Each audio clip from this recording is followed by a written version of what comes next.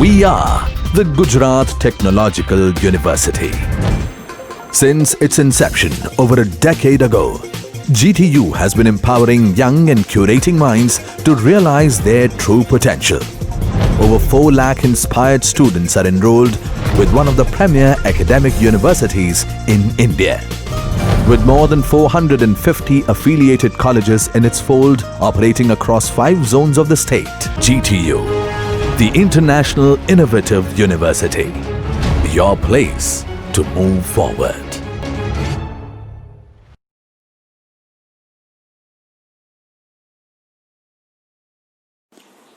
Hello, this is Pooja Vyas from AIT College.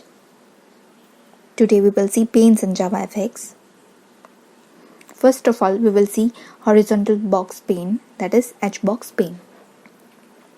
So सबसे पहले हम एक क्लास क्रिएट करेंगे जो हमारे एप्लीकेशन क्लास को एक्सटेंड कर रहा है, and for that we have to import application class first, और स्टेज और सीन का हम यूज़ करेंगे JavaFX प्रोग्राम में, इन एवरी JavaFX प्रोग्राम, इसलिए हमारे स्टेज क्लास को भी हमें इम्पोर्ट करना है। मेन मेथड में हम लॉन्च मेथड कॉल करेंगे, और ये सारी चीज़ें हमने आगे के वीडियोस में ऑलरेडी देख ली है।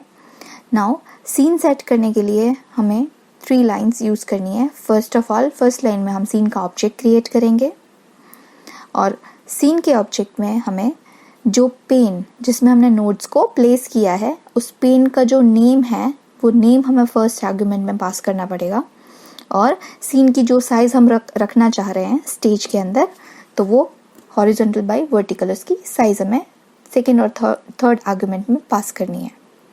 उसके बाद हमें प्राइमरी स्टेज ऑब्जेक्ट में हमने जो सीन बनाया उसको सेट करना है using set scene method. So we will write set scene and we will pass created scene. Okay, और last step is to show our stage. तो उसके लिए हमें primary stage dot show method का यूज़ करके stage को show करना पड़ेगा। ओके, ये नेम अभी हमने डिफाइन नहीं किया, but we are seeing example of HBox, तो यहाँ पे मैं HBox ऑब्जेक्ट पास कर रही हूँ। Now next step is to create HBox object. तो हमने यहाँ पे HBox ऑब्जेक्ट क्रिएट किया।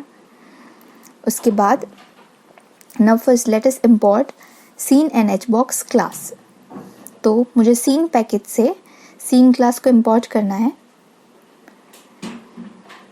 हमारे एक्लिप्स एडिटर है वो ऑलरेडी हमें सजेशंस दे देगा कि ये क्लास आपने इंपोर्ट नहीं किया, तो we have to just right click and import those classes which are not already imported.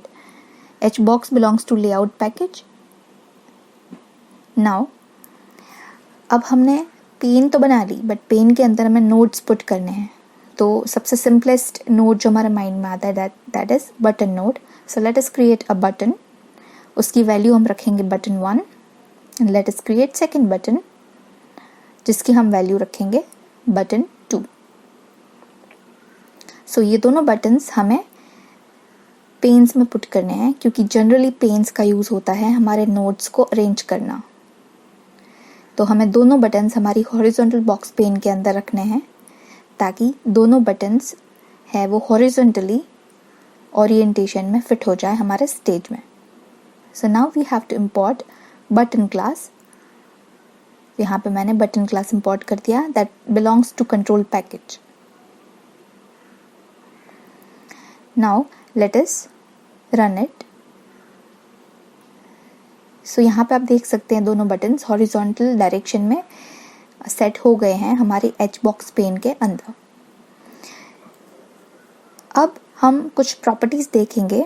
सबसे पहले अगर हमें नोड्स के बीच में स्पेसिंग चाहिए तो we will use set spacing method, और वहाँ एक इंटीजर नंबर हमें पास करना है आर्गुमेंट में। सो set spacing 20। So now you can C spacing between 2 buttons.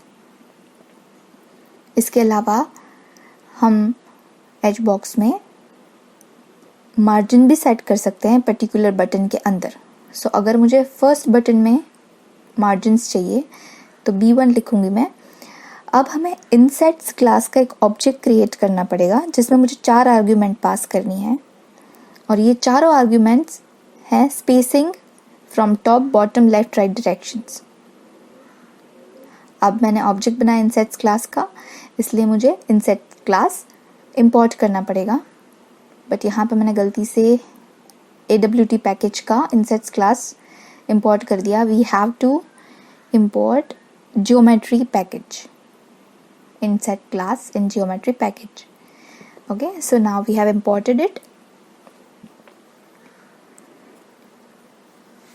अब यहाँ पे जो set margin method है that is static method, और अगर आपको याद है static method कॉल करने के लिए हमें उसको क्लास नेम से कॉल करना पड़ेगा, ना कि ऑब्जेक्ट नेम से. यहाँ पे मैंने ऑब्जेक्ट नेम से static method को कॉल किया है, तो let us write class name which is capital hbox dot set margin. Now it is fine. अब वो कोई warning नहीं दिखाएगा compiler. Now let us run this. You can see margins from all 4 directions in button 1. अब same चीज़ हम button 2 के लिए भी कर सकते हैं. So we will copy this and paste this line and we'll write B2 here. So same margins हमने B2 के लिए भी set कर दिए हैं. Now you can see it properly. So this is how we will use hbox. Now next is vbox pane. So all the methods and properties are almost same in hbox and vbox. So हमें simply यहाँ पे hbox को vbox से replace कर देना है, और vbox is nothing but vertical box जो हमारे नोट्स को वर्टिकली अरेंज करता है, and hbox is horizontal box जो नोट्स को हॉरिजॉन्टली अरेंज कर सकता है. नाउ नोट्स में be anything, it just not be buttons but it can be anything, images, text box, labels, anything. Let us see another property of vbox. अब virtual box में हम set alignment करके उसका alignment set कर सकते हैं. उसके लिए हमें पोजीशन क्लास का बेसलाइन सेंटर कांस्टेंट यूज़ करना पड़ेगा. अब पोजीशन क्लास हमने यहाँ पे यूज़ किया है तो उसको इंपोर्ट करना पड़ेगा, जो यहाँ पे हमने कर दिया है फ्रॉम जियोमेट्री पैकेज. अगर हम इसको रन करते हैं तो you can see that alignment has become centre, क्योंकि यहाँ पे एक मेथड हमने देखी सेट अलाइनमेंट मेथड जो कि अलाइनमेंट सेट करता है. That is also applicable for hbox. Next is grid pane. Grid मतलब वन टाइप ऑफ टेबल, ठीक है, टेबल की तरह आपको दिखेगा रो कॉलम वाइज. तो ग्रिड पेन के लिए हम पहले ग्रिड पेन का ऑब्जेक्ट बनाएंगे, और ग्रिड पेन में हम मेथड यूज करेंगे ऐड मेथड. अब इस मेथड का यूज है हमारे जो नोड्स हैं उसको रो और कॉलम नंबर देना, कि कौन सी रो और कॉलम पे हमारे नोड्स अपीयर होने चाहिए. सो यहाँ पे मैं B1 बटन के लिए लिखूंगी 0th कॉलम और 0th row. So first of all column number आता है और नेक्स्ट रो नंबर हमें लिखना है. Third argument is for row span and col span, कि हमारे नोड को वो कितने रो और कॉलम के स्पैन में डिवाइड करता है. That is similar to HTML जो हमने ऑलरेडी देखा है कि रो स्पान और कॉल स्पान कैसे वर्क करता है HTML में. ठीक है, अब सारे बटन्स B1 से लेके B6 6 बटन्स मैं ग्रिड पेन के अंदर ऐड कर दूंगी और उसकी पोजीशंस हम सेट कर देंगे. और ग्रिड पेन के लिए GP ऑब्जेक्ट जो हमने लिया है उसको हमें सीन में सेट करना पड़ेगा ताकि हम हमारे ग्रिड पेन को देख सकें. ओ अब जैसे ही रन कर रहे हैं हमें सिर्फ बटन 6 दिखाई दे रहा है यहाँ पे. That is because yes we have not set positions. यहाँ पे हमने सबको 0 0 दे दिया है, बट यहाँ पे हमें कॉलम्स और रोज चेंज करने पड़ेंगे. So here I will update it as first column second column. 0th row के first column and second column पे हमने 3 बटन सेट कर दिए. नाउ फर्स्ट रो के 0th कॉलम,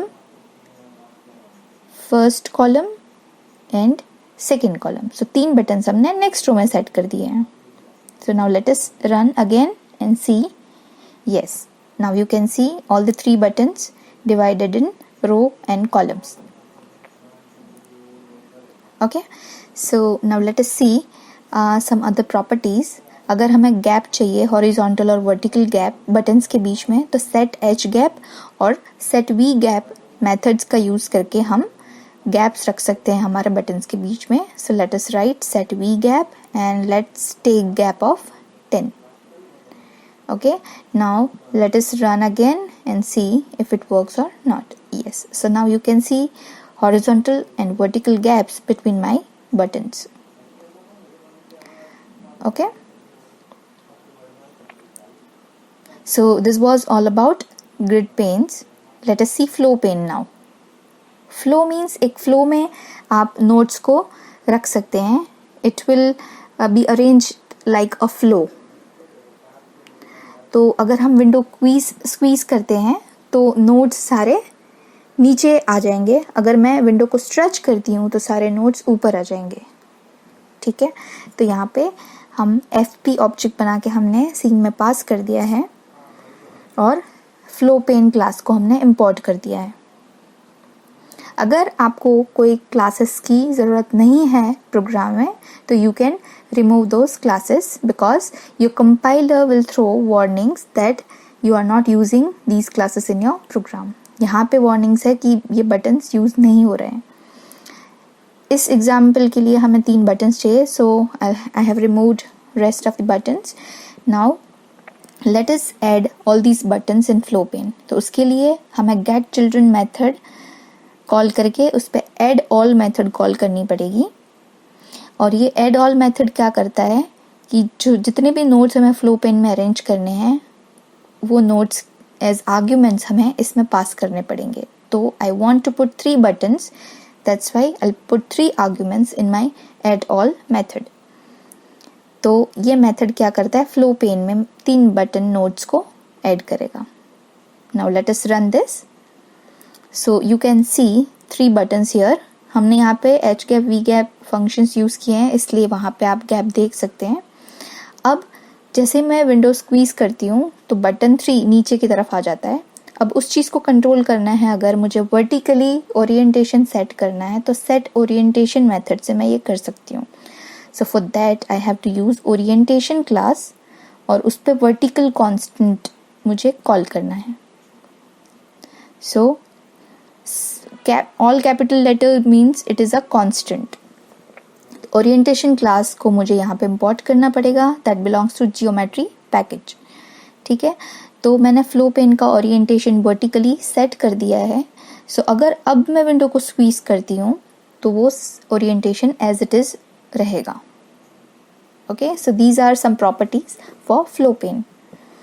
Now ये 3 buttons मैंने get children method से ऐड किए हैं. इसका ऑल्टरनेट वे है कि डायरेक्टली मैं फ्लो पेन के कंस्ट्रक्टर में जितने भी नोट्स मुझे फ्लो पेन में ऐड करने हैं उतने नोट्स मैं पास कर सकती हूँ. तो अगर तीनों बटन मुझे फ्लो पेन में चाहिए तो I can pass all 3 buttons in my constructor only.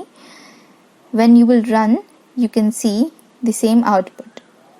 Okay, so these are 2 ways जहाँ पे आप नोट्स एज चिल्ड्रन ऐड कर सकते हो आपके डिफरेंट पेन्स के अंदर. नाउ लेट अस सी बॉर्डर पेन. अब बॉर्डर नाम से आपको पता चल रहा होगा कि जो आपके नोड्स हैं वो बॉर्डर में सेट होंगे. ठीक है, सो सबसे पहले हम बॉर्डर पेन का एक ऑब्जेक्ट बनाएंगे. So let us replace all the flow pane with border pane. यहाँ पे हम लिखेंगे BP object. And border pane समझने के लिए हमें क्योंकि बॉर्डर पेन में 5 पोजीशंस है, top, bottom, left, right and centre, इसलिए we will take 5 buttons to understand border pen.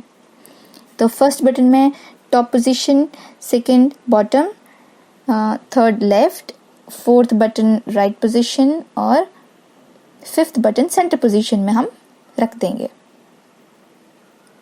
ठीक है, सो इसकी वैल्यू उस हिसाब से डायरेक्शंस के हिसाब से हम दे देंगे जहाँ पे भी हमें बटन्स को प्लेस करना है.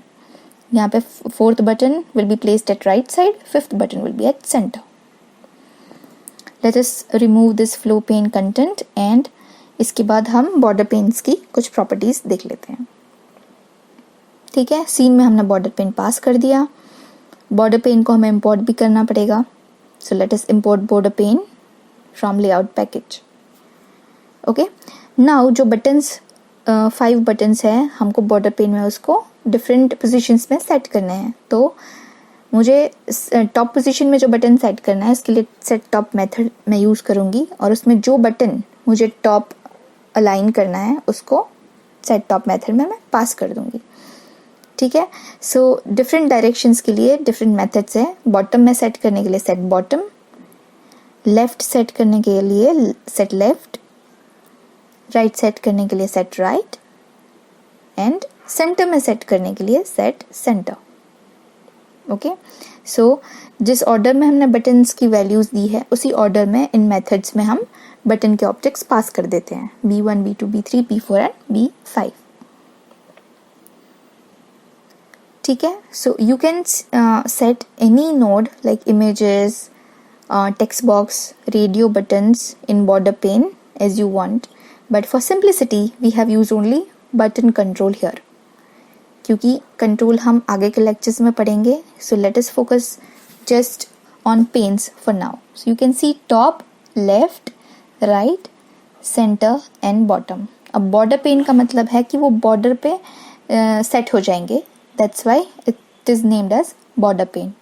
so there are 5 directions you can use in border pane. ठीक है. so I hope you are clear with all type of panes in Java FX. Thank you so much for watching.